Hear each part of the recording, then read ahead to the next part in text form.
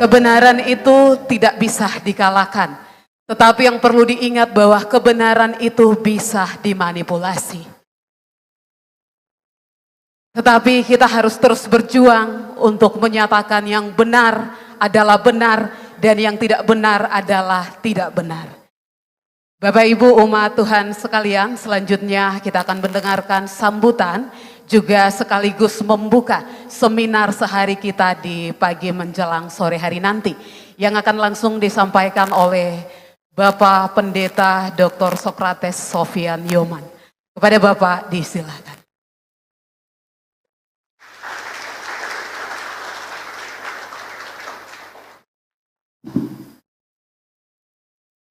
Jadi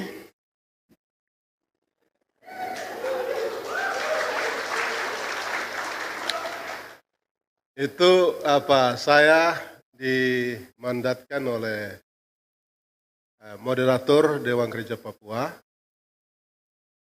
Pendeta Dr. Beni Gyai, dan juga pendiri, pengurus dan anggota, Bapak Pendeta Andri Kusmofu, dan Pendeta Dorman Wandikbo untuk saya hadir untuk membuka seminar ini.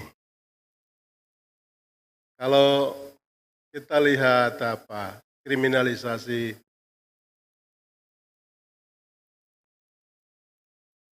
dan ancaman yang dihadapi oleh Bapak Nurani Bangsa, Bapak rakyat kecil, Bapak rakyat yang tak bersuara, Bapak Lukas Nmb, itu ancaman bagi rakyat dan bangsa Papua sudah berjalan 60-an tahun. Bukan sesuatu yang baru.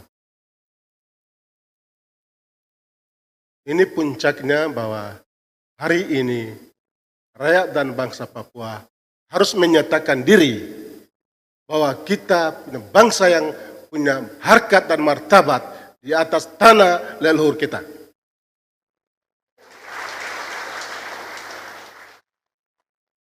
Sudah cukup penghinaan ini. Sudah cukup labelisasi ini, stigmatisasi ini, kriminalisasi ini. Kami manusia.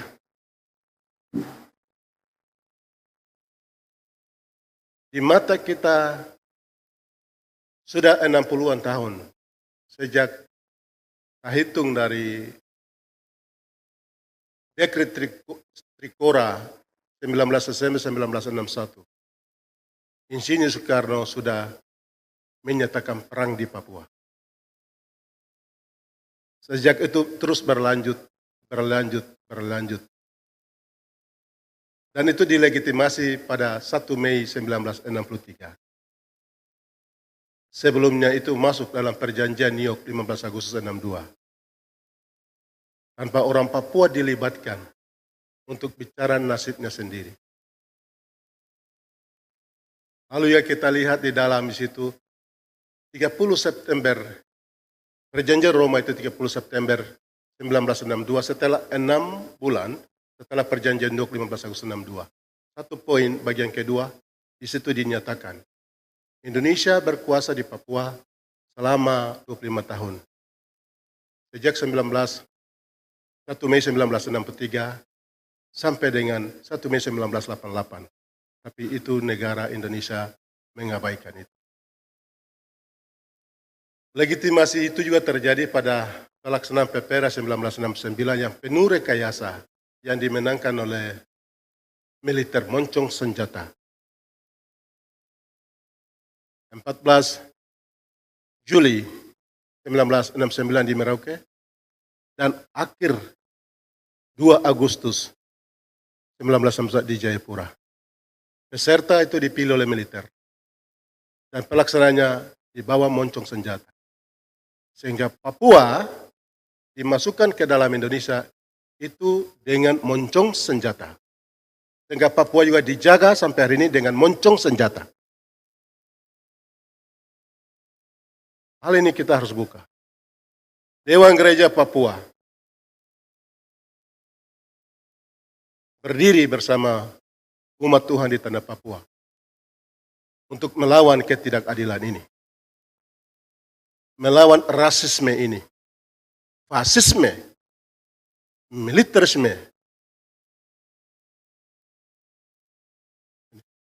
pelanggaran HAM. Para hadirin dan para pembicara yang saya hormati dan saya muliakan. Kita sudah tahu.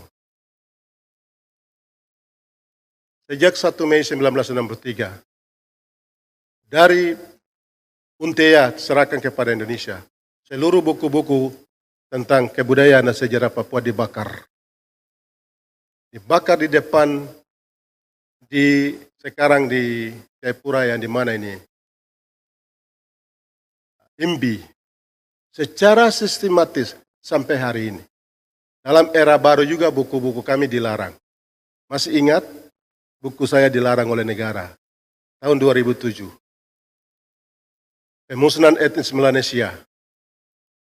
Lalu buku almarhum Sendius Wonda. Tenggelamnya rumpun Melanesia. Buku yang ditulis oleh Pak Dr. Beni Gyai. Pembunuhan Teisi Yolowai. Itu dimusnahkan.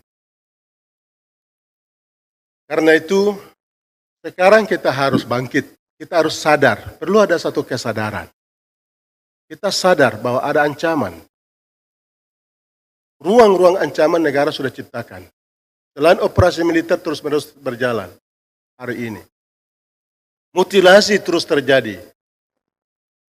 Terus penyiksaan masyarakat. Di MAPI, 3 orang disiksa. Lalu, setelah di atas jenazahnya taruh uang 200. Ini penghinaan yang luar biasa. Pelecehan yang luar biasa. Apakah kita diam terus? Apakah kita tunduk terus? Ini tanah leluhur kami. Tanah leluhur kami. Tidak bisa begitu terus. Ini kita berada dalam kepalsuan. Kepalsuan semua, palsu sejarah palsu. Nyanyi, lagu juga palsu. Ya, pahlawan juga palsu. Ya, bendera juga palsu. Semua palsu, hanya kecuali bahasa Indonesia yang tidak palsu. Karena bahasa itu mempersatukan kita yang dari ribuan, jadi kita itu keuntungan yang Indonesia berikan buat kami. Sehingga dari 320 suku kita bisa bersatu, bisa komunikasi masalah kita dengan bahasa Indonesia. Tapi yang lain-lain semua palsu. Kita hidup dalam kepalsuan.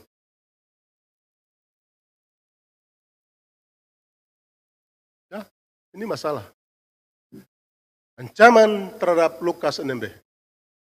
Kriminalisasi itu, kriminalisasi rakyat dan bangsa Papua. Dari Sorong sampai Merauke. Ini kriminalisasi ancaman kemanusiaan. Saya harap seluruh rakyat Papua yang selama ini menikmati dalam pelayanan Pak Gubernur berdiri bersama kami. Tidak lari.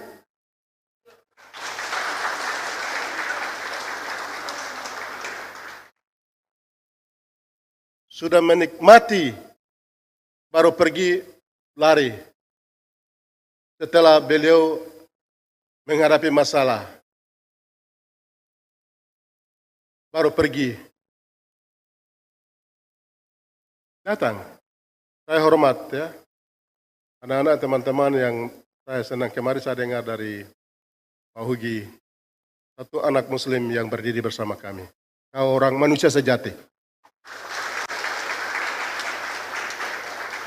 Kau selamanya ada anak cucu di paha kami, di negeri ini, di tanah ini. Dan namamu terukir di dalam hati orang Papua. Dan hati Lukas NMB dan kami semua. Karena itu budaya kami begitu. Ketika kami susah, orang hadir itu selalu sepanjang sejarah kami ingat mereka. Karena kami lemah, mereka hadir. Kuatkan kami. Kami gelisah, mereka selalu hadir. Bilang jangan gelisah. Ketika kami menangis, mereka datang. Jangan menangis, saya ada. Jadi penderitaan Lukas adalah penderitaan kemanusiaan. Penderitaan Lukas, kriminalisasi Lukas adalah penderitaan rakyat dan bangsa Papua. rakyat Melanesia, seluruh manusia di seluruh dunia yang mencintai kedamaian, mencintai martabat manusia. Rakyat dan bangsa Papua harus mengevaluasi dan mengevaluasi gugat Republik Indonesia di atas tanah ini. Harus evaluasi mereka. Siapa dia ini? Datang merampok, mencuri, membunuh lagi. Ya, ini kami Dewan Gereja Papua melihat seperti itu. Kita lihat RHP dikriminalisasi setelah dia tolak DOP. Dia tolak daerah otonomi khusus, langsung tanpa diperiksa bilang langsung tersangka. Riki Hampagawa. Terus Eltinus Omaleng. Pemilik emas. Luar biasa, pencuri itu datang langsung tangkap pemilik emas. Lalu ikat dia baru rampok dia punya kekayaan. Ini tidak normal. Bangsa yang tidak normal. Penguasa yang sangat tidak sehat. Lalu kita sembah-sembah itu, ini pandangan gereja yang kami sampaikan. Lalu kita lihat ada stigmatisasi yang selama ini berjalan. Orang Papua itu OPM, separatis, makar, KKB. Lalu Mahfud MD labelkan kita semua orang Papua itu teroris. Ini kejahatan verbal, sistematis, terstruktur, masif, meluas, kolektif. Ada kesadaran, ada kesadaran. Ini kolonialisme luar biasa. Sekarang ruang-ruang untuk pemusnahan etnis sudah buat pemekaran tanpa penduduk. Itu untuk membangun infrastruktur militer. Ya supaya datangkan migran dari luar. Kami bukan membenci teman-teman, minta maaf. Kami butuh kemanusiaan, kami perlu orang. Tapi yang merendahkan martabat kami, itu yang kami lawan. Ancaman dan kriminalisasi rakyat Papua ini bukan ancaman Pak Lukas, ini ancaman kemanusiaan. Ancaman terhadap rakyat dan bangsa Papua.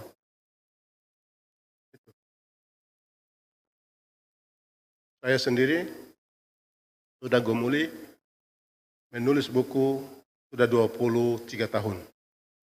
Saya mau pelajari sejarah penggabungan atau pengintegrasi Papua ke dalam Indonesia, benarkah tidak? Kesimpulannya dari pergumulan saya itu bahwa